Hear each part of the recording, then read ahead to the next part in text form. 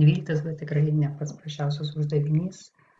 Tai būtent galima jį vadinti kompleksiniu, nes čia iš tiesų ir reikia ir grafiką išnagrinėti, ir iš tiesų pritaikyti formulės, kurias žinome iš judėjimo.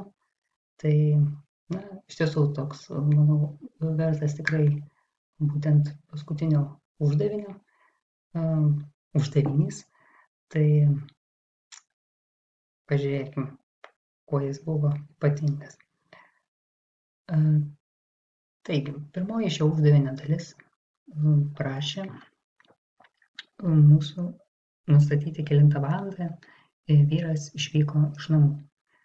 Tai mes žinome, kad jisai 12 km įveikė per 1,25 valandas, tai matosi ir iš šito grafiko. Ir taip pat žinome, kad tuo momentu, kai buvo praėjus 1 valanda ir 25 valandos, laikrodis rodė 9 valandas ir 20 minučių. Tai norint sužinoti, kelintą valandą jis išvyko, tai tiesiog reikia iš 9 valandų atimti 9 valandas ir 25.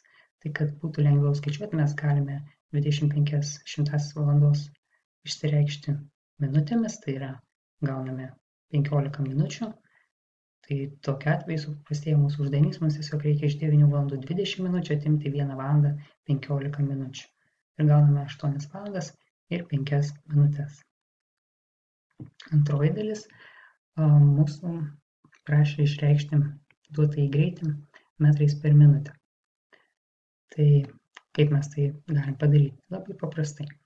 Tiesiog, kadangi čia mums duoti vienetai kilometrai ir valandos, o mums reikia metrai ir minutės, vadinasi, mes kilometrus versime į minutės, o valandas, kilometrus versime į metrus, o valandas į minutę. Tai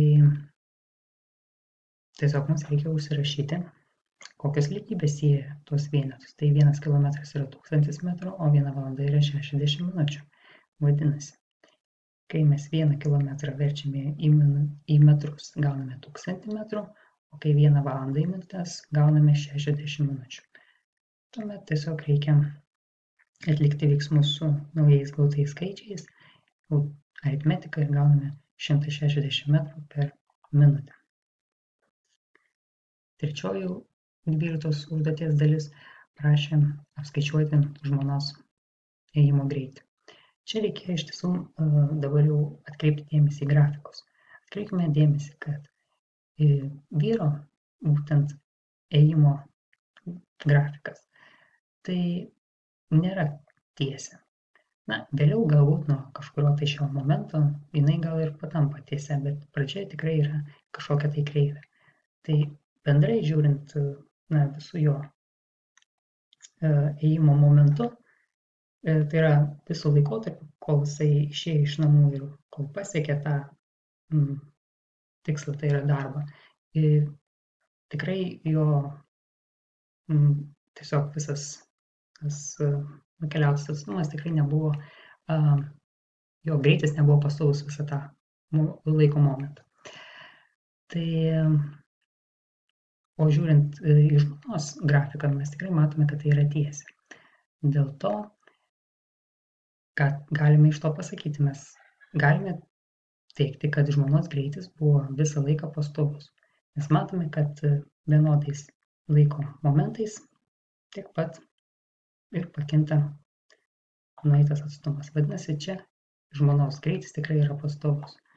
Ir norint rasti tą greitį, mums tiesiog reikia pasinaudoti paprastą formulę, kad greitis yra lygus kelias padalintas iš laiko. Tai čia matome, kad per šitiek laiko 6 km įveikia, tai 6 padalinus iš 1,25 gauname 4,8 km per valandą.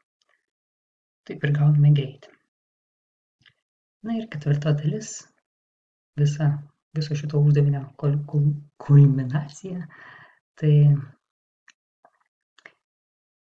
mums reikia išsiaiškinti, koks atstumas skyrė vyrą ir žmoną, kai jie nuvyko į savo darbus. Tai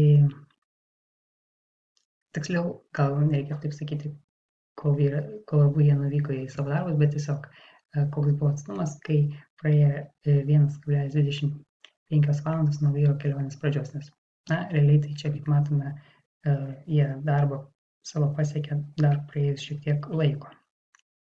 Tai šiek tiek ne taip, iš pradžių pateikiau sąlygą, bet esmė yra tokia, kad mums tiesiog reikia surasti tą atstumą, kuris juos skyrė, kai vyras savo kelionėje jau užtruko 1 valandą ir 25. Taigi, aš šiam uždaviniui išspręsti pasitelkiau tokį brėžinuką. Iš tiesų, reikėtų šitą uždavinį būtent išspręsti, būtent brėžiant kažkokį tai brėžinį, nes iš karto tuomet supaprastėja sprendimas, nes be brėžinio tai aš sutinku, kad šitas uždavinys gali atrodyti keblokas, nes čia labai yra daug duomenų ir grafikai ir dar sąlygoje įvairūs duomenys ir atrodytų sunku surasti ryšį tarp visų jų. Tai geriausia yra brėžinį pasidaryti ir tuomet bandyti trūkstamas, tai tas būtent dalis, ko mes nežinome, vien pažiūrėjai šitą brėžinį surasti sąlygoje. Tai tiesiog pradėkime nuo pat pradžių. Iš pradžių tiek vyras, tiek žmona, aš juos žymiu štai tokiais rutuliukais. Čia Ž reiškia, kad raudonas, mėlynas yra žmonos, žmona atitinkantis rutuliukas, o žalias yra vyro. O aplamai šitas raudonas taškelis tai žymi tą vietą, kur yra jų namai. Ir žmona pasuks į šitą pusę, o vyras į šitą, nes pasakyta sąlygoje, kad jie pajudėjo priešingomis kryptimis. Tai pirmiausiai iš namų išvyksta žmona. Vyras dar yra namuose, o žmona jau įveikė pusę kilometro.